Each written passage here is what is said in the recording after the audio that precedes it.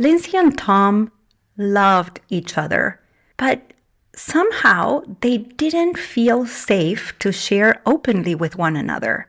And so they didn't. Little by little, they shared less and less of each other to the point that their communication was reduced to daily living planning. Saying things like, "What shall we have for dinner?" Or, "Your mom wants to know if we're going to visit her this weekend." I don't like to argue, so I say nothing and fume for days. How do I set boundaries without sounding like a jerk? I hate the idea that I might accidentally offend somebody, so sometimes I'd just rather say nothing at all.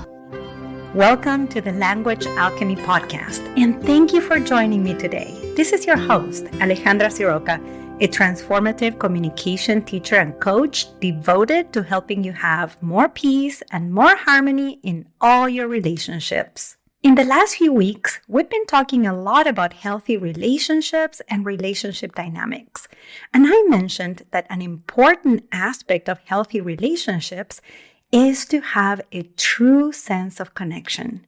Today, I'm going to give you some pointers for you to know whether you do have a true sense of connection in your relationships.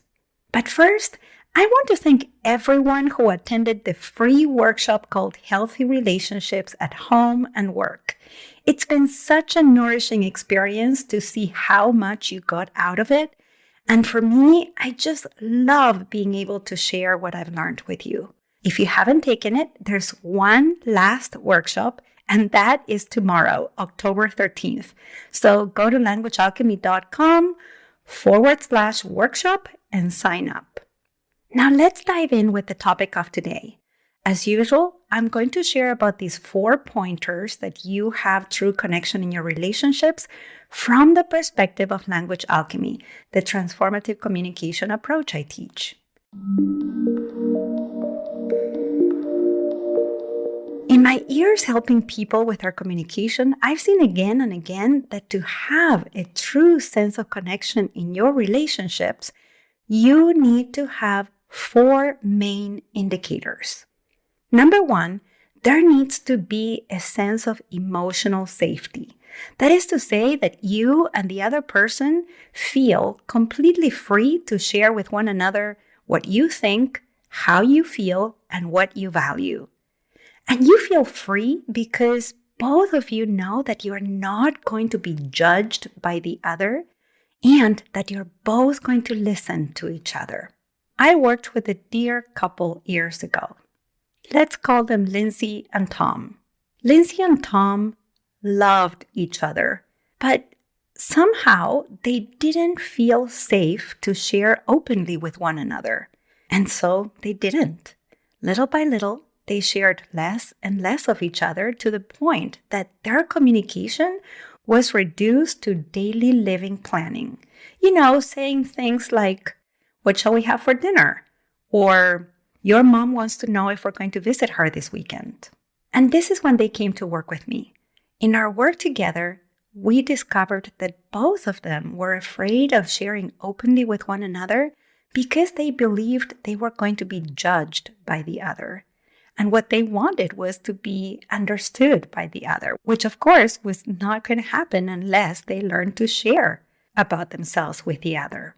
So we worked on creating the space for emotional safety and learning communication tools to let the other know that they were safe with them, that they were not going to be criticized, judged, or punished in any way for sharing an opinion, a feeling, or something that was important to them.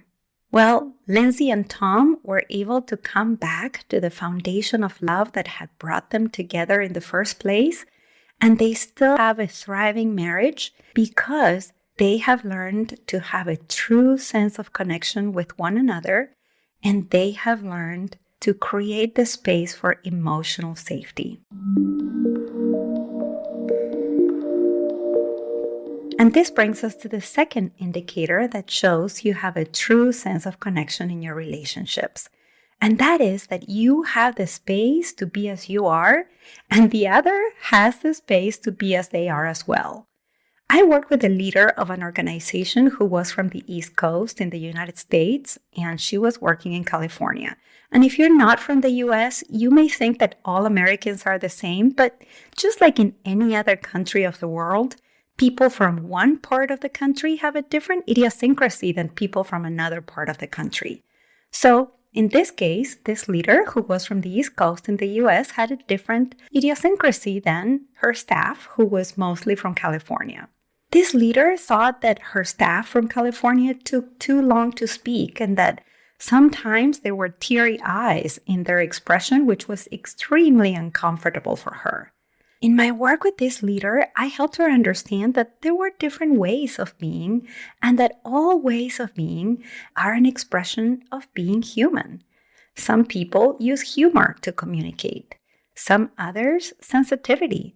Some speak fast. Some take more time to reflect and express themselves.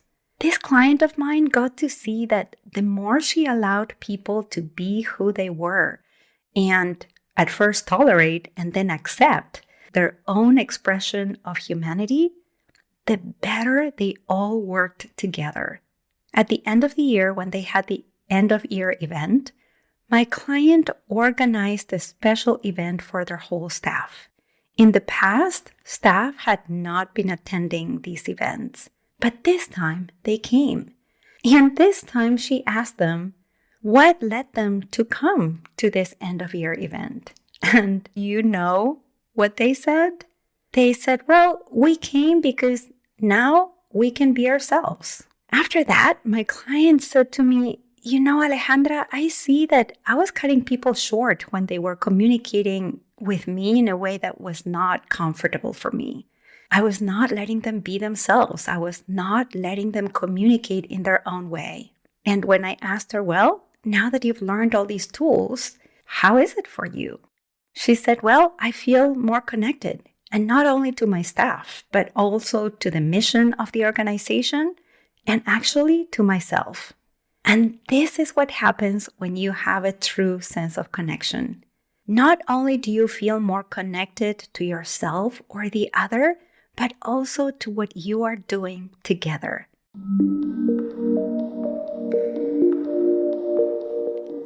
Let's talk about the third indicator that there's a true sense of connection in your relationships. And that is that there's an obvious experience of warmth. That is to say that you communicate with one another with friendliness and kindness. And even when you have a conflict with the other person, which by the way is inevitable, wherever there are human beings, there will be conflict. But in this case, you know that you are going to come back to the understanding that the other person is a good and well-intended human being who's doing the best they can. So when you have a conflict, you don't have to attack them or make them your enemy. In fact, you do the opposite. You approach it with a sense of warmth and friendliness, and that remains throughout the conflict. And how do you do that? Well, with your communication, of course. You show that friendliness, that warmth with your body language, with your tone of voice, and with your words. For example, if you're upset with a friend, you tell your friend first that you love them, that you value their friendship. And then you let them know that you feel upset about something. But if you're upset with a friend and you start by saying something like, you're so selfish, you only care about you, and you don't even think I exist, except when there's nobody else to hang out with. Well, that is not communicating warmth or friendliness, and that's not going to lead to a true sense of connection with the other person. The fourth indicator that you have a true sense of connection in your relationships is that you can give and receive feedback with transparency. I will probably do another podcast episode on feedback because a lot of people think that feedback means saying something negative, offering a criticism, something like that. But feedback is much more than that. It's actually the ability to let the other know whether what they're doing or saying is going in a beneficial direction. Now, a lot of people are afraid either of letting someone know that they like how things are going and to keep them up.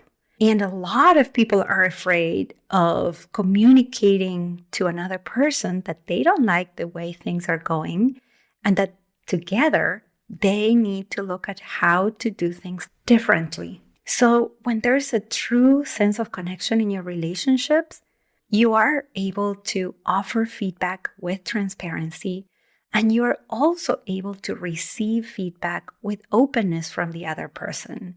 When you have a true sense of connection, you are willing, you are open to listen to their feedback, you are able to reflect on what you hear, and then you have the capacity to let the other person know what you concluded from your reflection.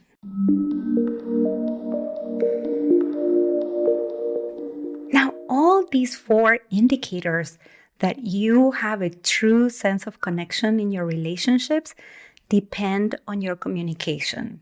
And they specifically depend on the communication skill of listening. If you'd like to learn more about how you can listen skillfully to have a true sense of connection with yourself and others in your relationships, I want to let you know that registration is now open for my 6-week online program called Choosing True Connection. Learning to listen without losing your cool, taking it personally, or giving up who you truly are.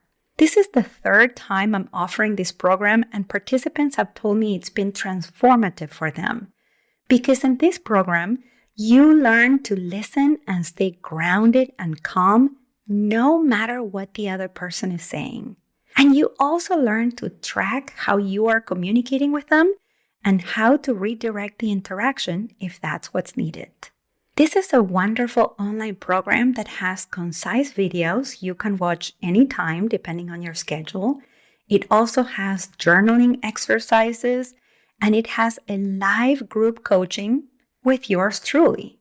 Yes, for 6 weeks, we have 6 90-minute Zoom group coaching sessions in which you get to participate and practice communication exercises with other course participants.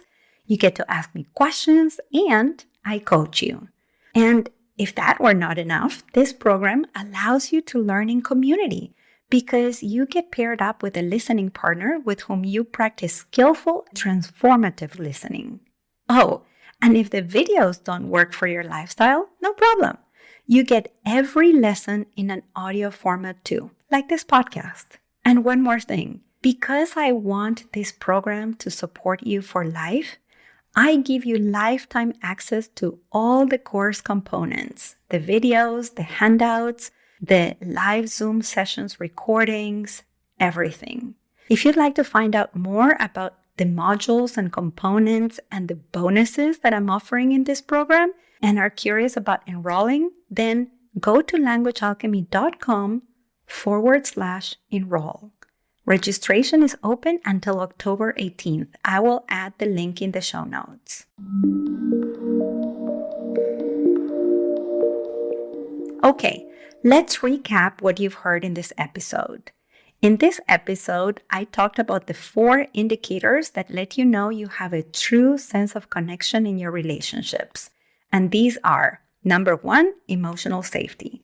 Number 2, the space to be as you are. Number 3, an obvious experience of warmth and friendliness. Number 4, the ability to give and receive feedback with openness and transparency.